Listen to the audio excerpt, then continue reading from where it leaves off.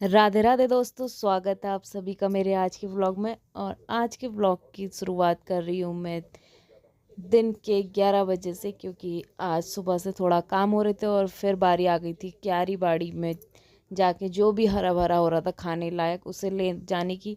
क्योंकि हरी सब्जी हमने थोड़ा लगाई हुई थी, अब बरसात भी शुरू हो गई है, इसके बाद खाने लायक बचती नहीं है क्योंकि पूरी हरी सब्जियों में कीड़ा लग जाता है। और जो भी फ्रेश पत्ते हो रहे थे, बीन्स वगैरह और थोड़ा मेथी लाई वगैरह जो भी हमने लगाया था, थोड़ा थोड़ा मैंने सब कुछ तोड़ लिया था। और अभी खाने में फ़ायदा है, उसके बाद इनमें कीड़े भी लग जाते हैं और फिर बारिश की वजह से पत्ते सड़ भी जाते हैं, ख़राब हो जाते हैं, खाने लायक बिल्कुल भी नहीं रहते हैं। और हर कुछ थोड़ा थोड़ा हो ही रहा था, जितनी भी चीज़ें हमने लगाई हुई थी। और बीन्स तो हर बार हो ही जाती हैं खाने लायक, 2-4 सब्जियां हम खा ही लेते हैं ख़राब होने तक पेड़ों के। और जब तक बीन्स के पेड़ पूरी तरीके से ख़त्म नहीं हो जाते तब तक इनमें लगते ही रहती है। लास्ट में भी पेड़ फेंकने समय भी इसमें बीन्स लगी होती हैं। तो मतलब 1-2 दिन की सब्जी का बढ़िया जुगाड़ हो चुका था अपनी ही क्यारी से। और आज धूप भी अच्छी थी तो मैंने सोचा क्यों ना थोड़ा खेत की सफाई भी कर ली जाए, इसलिए पहले मैं सारी सब्जियां वगैरह तोड़ रही थी ताकि फिर उसके बाद मैं खेत को अच्छे से सफाई कर सकूं। घास बहुत ही ज़्यादा उग गया था।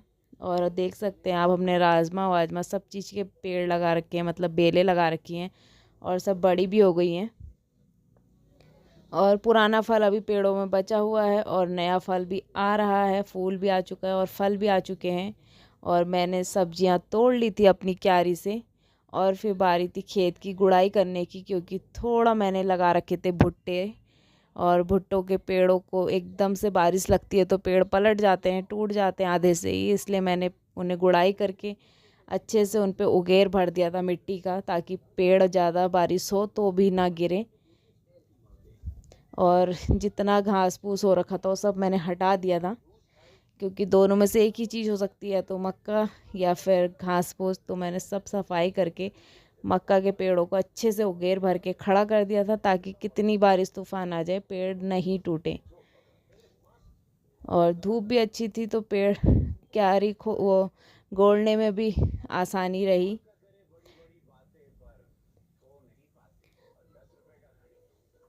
और क्यारी गोड़ते गोड़ते मुझे 12-12:30 बज चुके थे, दिन के खाने का भी टाइम हो गया था। और पूरे आसमान में बादल भी आ गए थे। अच्छा हुआ मैंने कुड़ाई फटाफट से ख़त्म कर ली, क्योंकि एक बार तो बारिश दिन भर में हो ही जा रही है और आज अभी तक बारिश हुई नहीं थी। तो मैंने घर के सारे काम कर लिए थे, क्यारी बाड़ी का काम भी हो चुका था और मौसम बन चुका था, बहुत ही ज़बरदस्त मौसम बन रहा था। हवाएं भी बहुत ठंडी सी चल रही थी। और खाना वाना खाने के बाद शाम के टाइम पे मैंने अपनी बहन को बोला, चल तुझे जंगल घुमा के लाती हूँ हमारे वहाँ। तो उसे भी बहुत अच्छा लग रहा था हमारे यहाँ घूमने में, और मैं उसे लेके चल दी जंगल की ओर।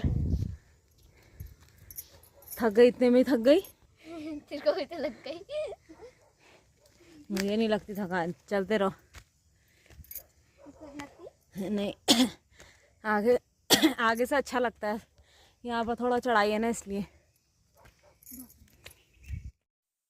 और फिर जैसे जंगल जाने वाले रास्ते में आए तो उसे छोटी छोटी पहाड़ियाँ दिखी, और जिसे देख के वो बहुत ही ज़्यादा खुश हो गई थी।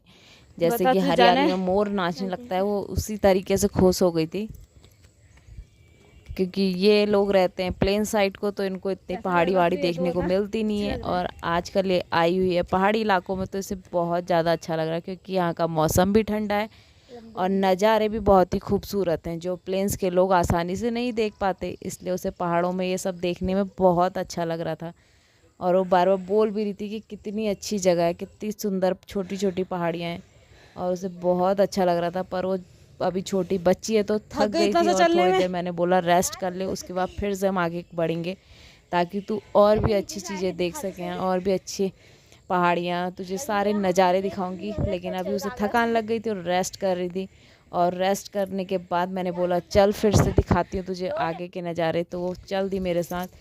और हम लोग पहुँच चुके थे मैदान पे, जहाँ मैं उसे ले जाना चाहती थी, और जहाँ जाके उसे भी बहुत अच्छा लगा। अब बता कैसा लग रहा है तुझे? और फिर पहुंच चुके थे हम बहुत ही खूबसूरत नज़ारों के बीच में, जहाँ पे बहुत ही अच्छा लग रहा था और हम बहुत मज़े कर रहे थे।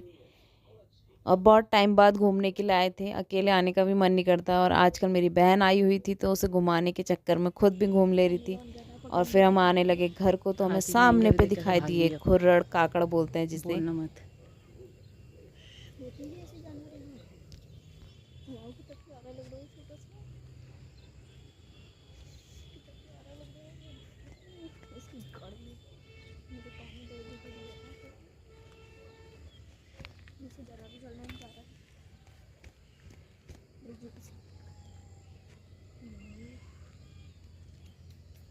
यहाँ और भी जानवर होंगे। तो हमें काकड़ा दिखा।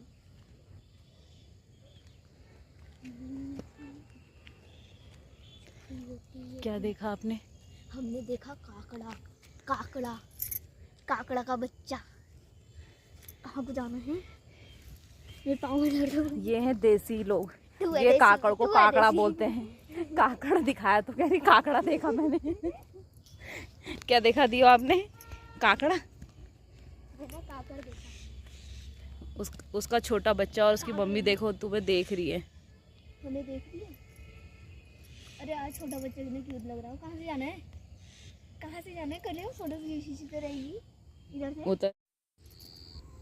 और हम इतनी खामोशी के साथ चल रहे थे कि काकड़ का बच्चा हमें देख के, काकड़ के बच्चे दोनों हमें देख के बिल्कुल भी नहीं डर रहे थे, हमारे बिल्कुल नज़दीक पे थे। वरना सीधे से जंगली से जानवर अगर इंसानों को देख लें या उनकी आवाज़ भी सुन लें तो दौड़ लगा के भाग जाते हैं। पर उनको हमसे कोई खतरा नहीं महसूस हो रहा था, तो हमारे साथ ही रह रहे थे। जितना हम आगे बढ़ रहे थे उतना ही आगे वो भी बढ़ रहे थे।